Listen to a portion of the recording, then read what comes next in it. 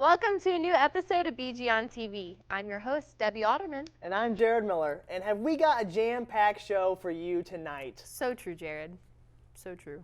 First off, we take a look at student-run theater productions at this year's Short Fest. Then, we send our food consultant to the Steak Escape 24-inch challenge. After that, Jared takes a closer look at BG's newest entertainment sensation, Konkrete Jungle.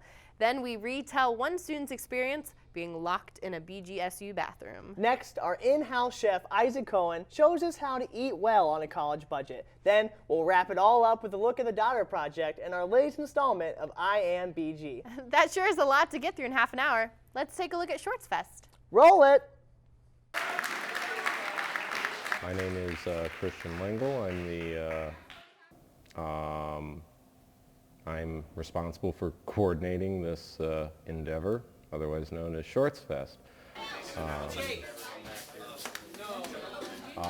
They range from comedy, drama, tragedy, even a mix of both, and have an underlying plot that's supposed to promote drama within the Department of Theater and Film, as sponsored by Theta Alpha Phi. But I really... No! Trust me. Just no. My name is Cassie Guyan, and I am one of the student directors for Shorts Fest this year. I am directing a piece called It's Not the End by Lynette Cooley, which is a short play about the zombie apocalypse and two survivors of that disaster on the run from the zombies, and they have a crisis that they have to overcome. The infection, the chaos. Families having to kill their loved ones? And then last semester for my advanced directing class, I did a half-hour piece, whereas my Shorts Fest piece that I'm directing is only 5 minutes long. So that's what is the biggest difference, is I only have 5 minutes to get what I feel the point of this scene is to the audience.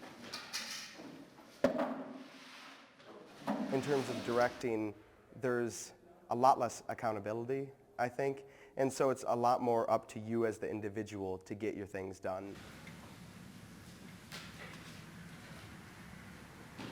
She was my whole world, you know. Nothing else. No one else mattered. My biggest problem has always been just like scheduling. Like, in fact, for this Shorts Fest, one of my actors was in a main stage production up until Sunday, and so he pretty much just started rehearsing with us on Monday, and we opened Friday. My name is Duffy, and I am a director of one scene, and I also am a playwright of another.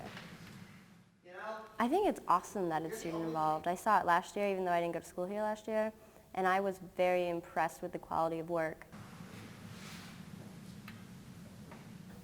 Faculty involvement or anything. So it's really impressive that students can get together, write something, direct something, act in it, get the props, get the costumes, and present something worth watching. Right.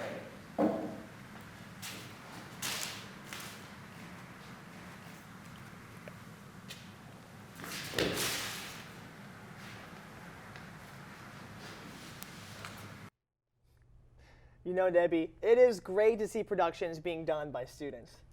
And Jared, where else have we heard of students producing their own stories or their own television shows?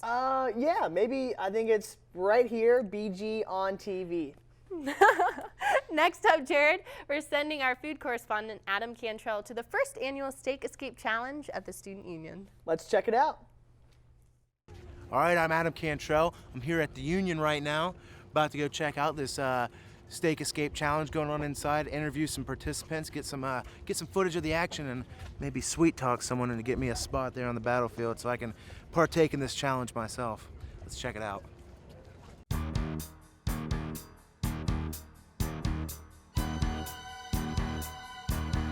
All right, I'm here with Josh Knudsen. He set up the first annual Steak Escape Challenge. Now, Josh, what exactly is this challenge? What do they have to do here? They have to eat a 24-inch cheesesteak, Philly steak sub, however you want to describe it, a large fry and a large drink, all in 30 minutes. 30 minutes? And how many contestants? 32 as of right now. All right, well, thanks, Josh. We'll see you out there Awesome. on the battleground. Thank you. Competitors are just now signing in. before things get underway, I want to see what some of the competitors have to say. All right, I'm here with Andrew. He's a contestant here at this challenge. How you feeling? I'm feeling pretty good. You think you're going for the gold? Oh yeah. Have you done any training? Just eating a lot this week, and then trying to start myself this morning. How about you tell us some of your techniques? What are you going for here? I'm going to try to... Fast and brutal or pace? I'm going to try to polish off the sub first and then go for the fries. Nice. And then polish it down with the drink. All right, we got Charles here now, another competitor here at the Steak Escape Challenge. All right, Charles, how are you feeling about today? How you feeling? Pretty good, actually. Pretty good? You're hungry? That's always good. What do you think about the competition? Anybody catching your eye? Some dangers? I see him over there. I hope all have been tested for performance-enhancing drugs, because I don't want any cheaters out there. Yeah, that would be good. Ladies and gentlemen, let the games begin.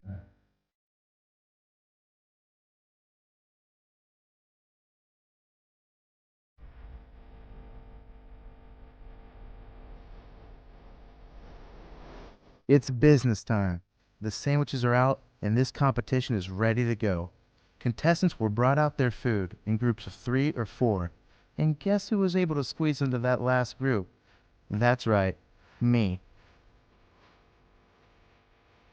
Looking at these guys, I'm more hungry. The fire is burning now more than ever. As I sat there waiting for my food, I watched the groups ahead of me already chowing down on their meal. Finally, the beast is laid out in front of me in all of its glory. I didn't realize how big 24 inches was until it was right there in front of me, laughing in my face. On the other side of the table, Charles was halfway done, but he was losing steam fast. Andrew was still chugging along, but I could see his pace slowing down too.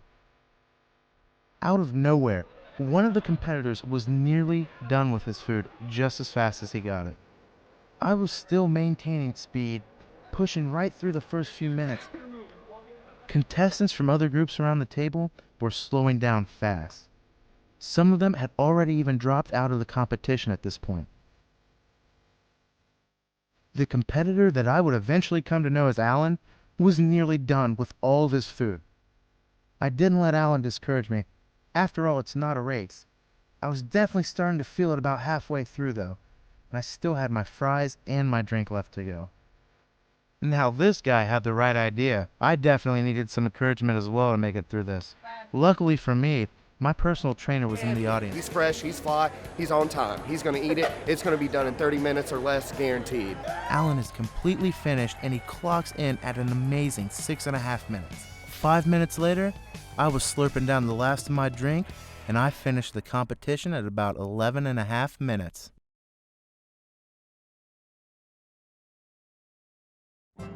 So this wraps up the first annual Steak Escape Challenge. We got the victors, Alan, we got Jordan, we got Mike, and I'm Adam, the 4 victors right here. This guy put the hurt down. 6.5 minutes, are you kidding me? Are you kidding me? We will be back next year.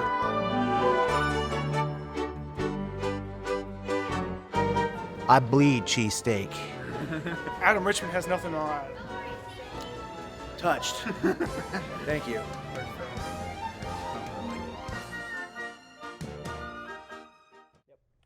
It's about time Adam redeemed himself from the Southside 6 Challenge last semester. He sure did. I don't know if I'd be up for it, actually. Well, Jared, you may not be up for an eating challenge, but I know you're always up for checking out the nightlife of BG. Absolutely. I mean, you know it, Debbie. Let's check out underground music scene at the Clazel. Hey, yo, what's up, everyone? I'm here at the Clazel right here in downtown BG.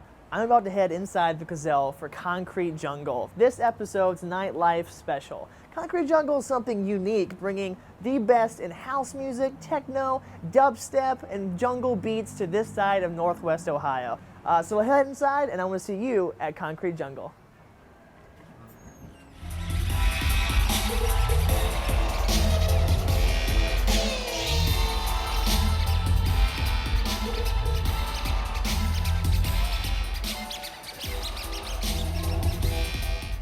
Konkrete Jungle as a term is actually originally the longest running drum and bass weekly event in the world, started in New York City. And so Konkrete Jungle has chapters everywhere in different countries in Asia, Europe, North America. lots of cities in the U.S., especially because New York City is the founding chapter. But Bowling Green is the newest chapter on a very long list. I got into rave culture and electronic music in 2004 when my sister brought back music from Vancouver, where the rave scene is huge. And I got into the music, I started meeting people, went to my first party, which was a Detroit Electronic Music Festival pre-party. A year later, I was DJing, played an after party at the same festival. That was my first gig. And ever since, I've been entrenched. I've just been so heavily involved in the culture.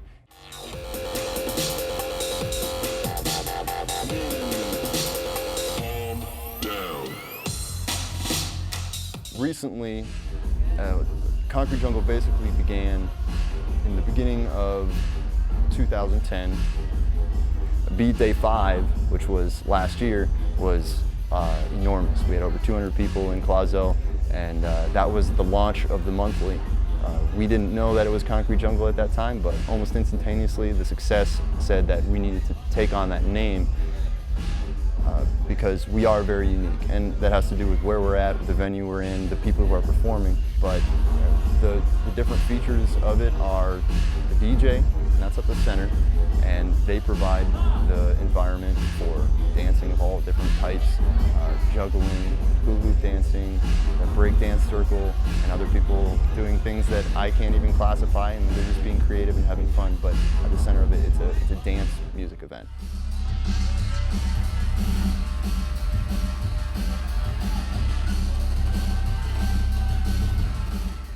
But the focal point is the music, coming together, forming community in whatever kind of venue, and Konkrete Jungle has embodied that. The most important thing that people should realize is that electronic music is on its way up. So Konkrete Jungle is part of that evolution into a wider audience being able to hear it. So Konkrete Jungle is a unique experience. And so watch out for Konkrete Jungle Bowling Green last Thursday of every month at Clazel, and more. We'll be doing a lot more. Wow, I haven't hula hooped in ages. I'm gonna have to check that out. I mean, Konkrete Jungle is the coolest experience, and I think it's also important that, like, not many people think that, like, DJs are musicians, but they are. They're just as important as any other kind of music talent. So, yeah, I mean, you should go there. I mean, everyone should go there. There's so many weird things going on, and I'm sure you'd be great at hula hooping. I am pretty good at hula hooping. I mean, also there's jugglers and light shows. It's an amazing experience. And so, I mean, I've known Brian for a while, and what he's doing to this whole scene, it's really cool. But personally, I've never been trapped in a campus bathroom, but one of our very own was, and this is his terrifying story. Here's Locked in the Bathroom.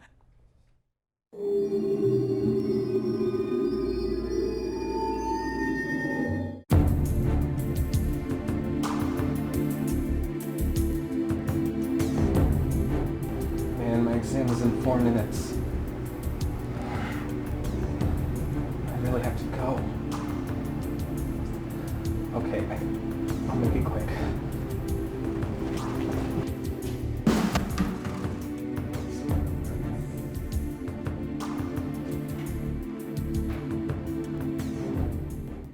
Bro, did you just kick the trash can that was propping the door? Yeah. Great, man. You know this bathroom locks from the inside? Yeah. Oh, man. We're locked in here now, dude.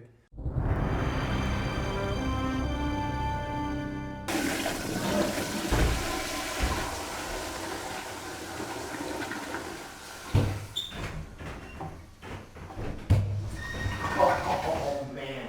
You are definitely locked in here. I told you, dude. Hey. Did you even wash your hands? What's wrong, man? Oh, yeah, dude.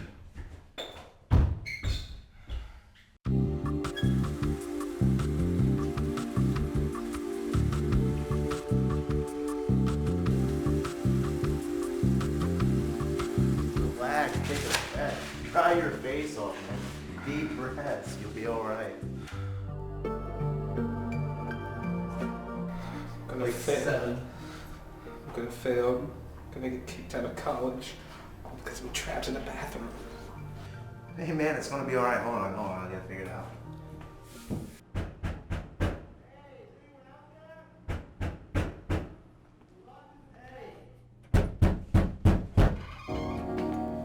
Thank goodness you came in here. We've been locked in this bathroom. This guy's been freaking out.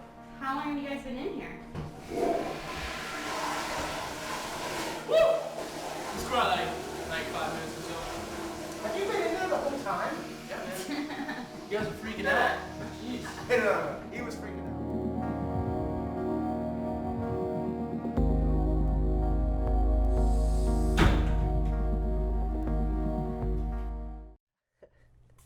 Just 5 minutes? Wow, I could have lasted a lot longer than that. I don't know, Debbie. I mean, bathroom, it's an isolated incident. You have no idea what can happen in there. I'm just saying. It's a bathroom. You've got running water. You've got a place to go. I don't know.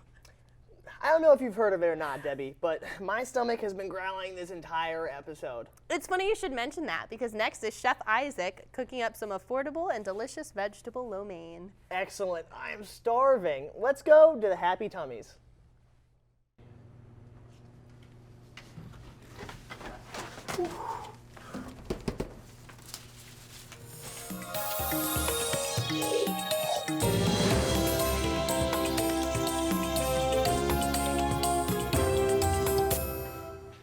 Hi, and welcome to the Happy Tummy.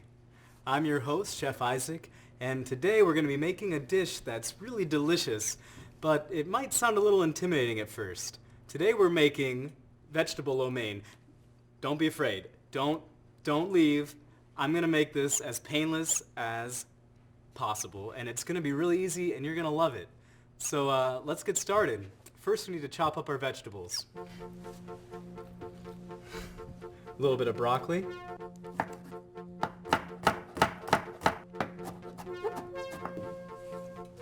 Next, we need about half an onion.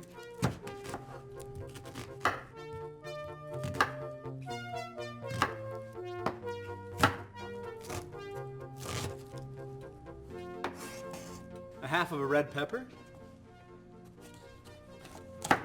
Now to cut up a red pepper, you first want to cut off the top, then you want to cut off the bottom, and now you can just easily cut off these sides, and that's what we want right here. So let's dice that up nice and small here.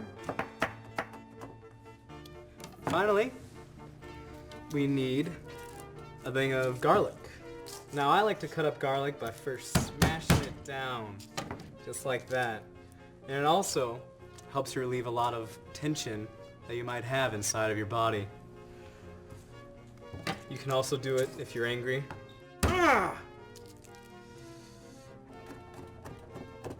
Good. Add it to the rest. Also, a little treat. I found some baby portobello mushrooms on sale, so I'm just going to give these a coarse little chop up here. Alright, now that all of our vegetables are all nice and chopped, it's time to add them to our skillet. Now I have over here a pan that I've been preheating for a little bit, and I'm just going to add some nice vegetable oil to it. Just a good amount to cover the pan. You don't want any of these vegetables sticking or anything. So, I'm going to drop my vegetables in here. So let's just, you know what? Let's just bring this whole cutting board over. Here we go.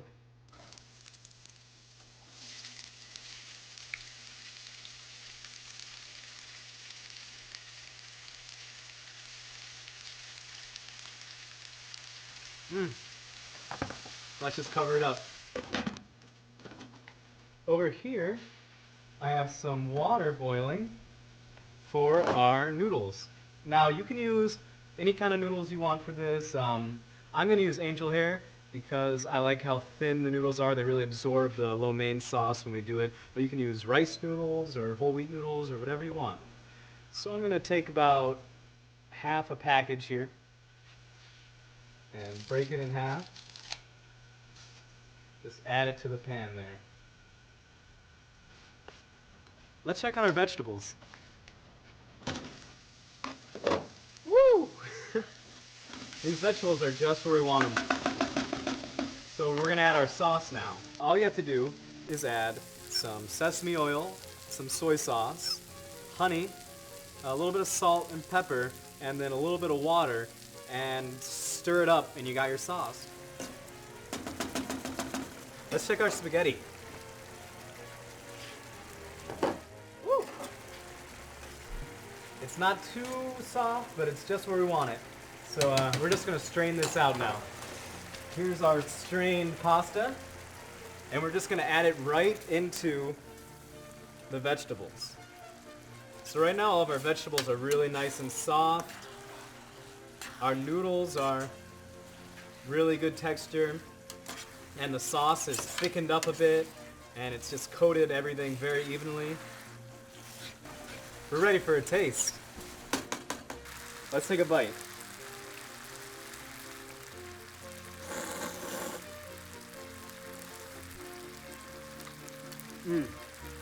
What an easy little meal that fills you up, and you can save the rest for the rest of the week. Well, I hope you enjoyed our program tonight, and this is Issac Cohen. Thank you for coming with us. We're almost out of time, Jared. True enough, Debbie. But we've still got one time to take a look at an organization that's spreading awareness for a serious problem in Northwest Ohio. Let's check out the Daughter Project.